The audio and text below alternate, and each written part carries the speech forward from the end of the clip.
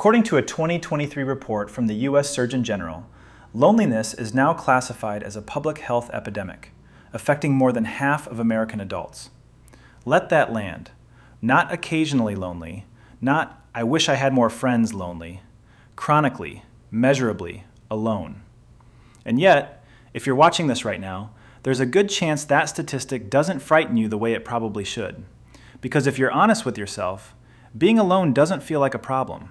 It feels like the only place you can finally exhale.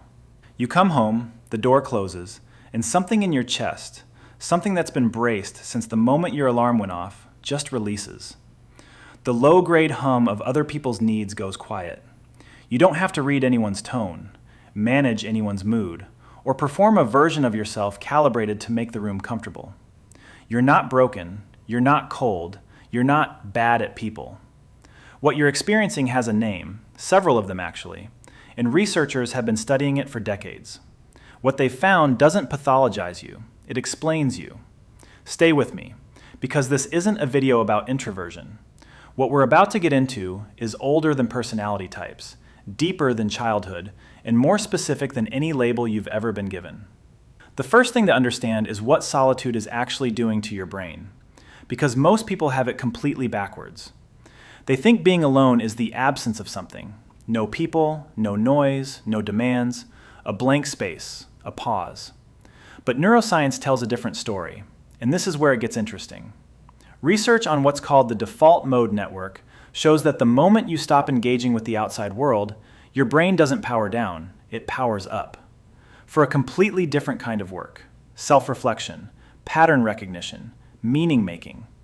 The deep processing that gets crowded out the moment another person enters the room. Think of it like this. Your social brain is a navigation app running full-time in the foreground, constantly rerouting around other people's emotions, recalculating based on new information, burning through your battery just to keep up with the traffic. The moment you're alone, that app finally minimizes, and suddenly, your phone has processing power again. Not empty power, directed power, running the program it actually needs to run. 10,000 years ago, every tribe needed people like you. Not the loudest ones, not the ones fastest to connect, the ones who could step back, who noticed the shift in the wind before anyone else, who saw the pattern in the chaos while everyone else was busy reacting to it. That instinct didn't disappear. It's still there, sitting right behind your sternum. You feel it the moment the door closes. That specific exhale, the one you didn't know you were holding. The way the muscles in your jaw, tight since your first meeting of the day, finally go slack. That's not antisocial. That's your system returning to its home frequency. But there's a second pattern running underneath that one, and it goes back further than last Tuesday. Dr. Stephen Porges' polyvagal theory maps how our nervous systems cycle through states: safety, activation, shutdown. For most people, connection with other humans is what triggers safety. A familiar face, a warm voice, a steady heartbeat nearby, signals that the threat has passed.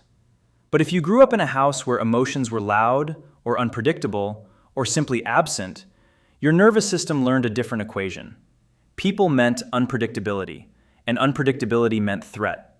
So it adapted, quietly, efficiently, without asking your permission. Solitude became the cue for safety, not connection. You became what researchers call a highly autonomous regulator. Your system learned to soothe itself, because relying on the people around you felt like trying to charge your phone with a frayed cable. Sometimes it worked, sometimes it didn't. And eventually, you stopped trusting the connection. Think of it like this. Most people's nervous systems automatically connect to any available Wi-Fi. But yours learned early that public networks are where the damage happens. So it built something else, a private, encrypted server, one that runs quietly, reliably, and lets nobody in without a password. You're not disconnected, you're just running a secure network. You feel it when someone steps too close too fast, that subtle catch in your breath, that almost invisible shift in your shoulders, upward, inward, as your system quietly prepares to close off again. You're not antisocial, you're just well protected. But here's the part most people never see coming. Psychologists call it neuroception mismatch. The gap between the environment your nervous system was built for and the one you're actually living in. In simple terms, your body is responding to a world that no longer exists. The threat ended, but your system didn't get the memo. You're still scanning for storms that cleared years ago, still reading a flat tone as danger, still bracing for impact in conversations that are completely fine. Your body treats a moment of silence like something is about to break. It's like running an aggressive spam filter on an email account you've had since 2010. It used to protect you. It caught real threats, blocked real damage. But now, it's filtering too much. The genuine invitations, the real connections, the people who are actually trying to reach you, all going to junk before you even see them. It's not that the mail isn't arriving, it's that your system doesn't trust it yet, and you feel it. That fog that rolls in when a conversation starts to feel real. That heaviness behind your eyes. That quiet pull toward the exit. Not because of the person in front of you, but because something deeper has already decided. Your radar is scanning for lightning, even when the sky is clear. Read that again. The fourth pattern is something you might not even notice, but you feel it every day. Psychologists call it ego depletion. Your ability to manage yourself in social situations isn't unlimited. It's a resource, and every time you adjust yourself, your tone, your expression, your timing, to keep everything smooth, you spend some of it. For some people, this happens occasionally. For you, it might be constant. You're sitting at dinner, you're present, you're engaged, you're part of the conversation. But underneath that, something else is running. Your social manager, working quietly, relentlessly, tracking your posture, replaying what you just said, monitoring how everyone else is feeling, adjusting, correcting, optimizing. Your battery isn't small. Your background processes are just heavy.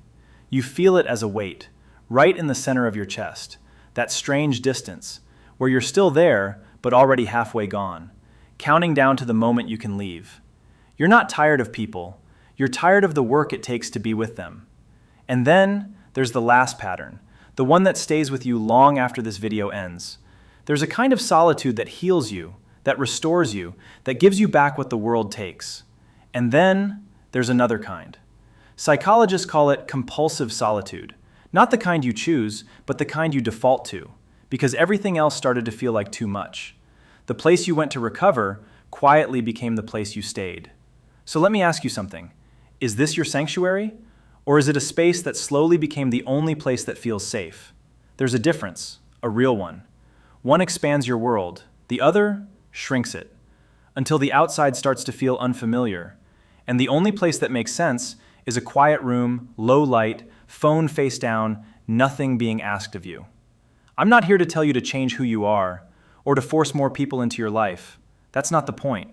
The point is this. Your nervous system learns that people are safe very slowly, very carefully, one person at a time, not many, not all at once, just enough to question the filter. Let that sit. You've been taking care of yourself for a long time. You built something, a life that works for your capacity, your needs, your wiring. That took intelligence. That took discipline. Don't let anyone take that away from you. But you deserve more than just a life that doesn't hurt. You deserve to know what it feels like when solitude is a choice, not the only place you feel safe. If any part of this felt true, leave a comment, even just one word. Not for me, for the person scrolling at 2 a.m. who thinks they're the only one. You're not broken. You're just finally getting a chance to breathe. Let that be enough for tonight.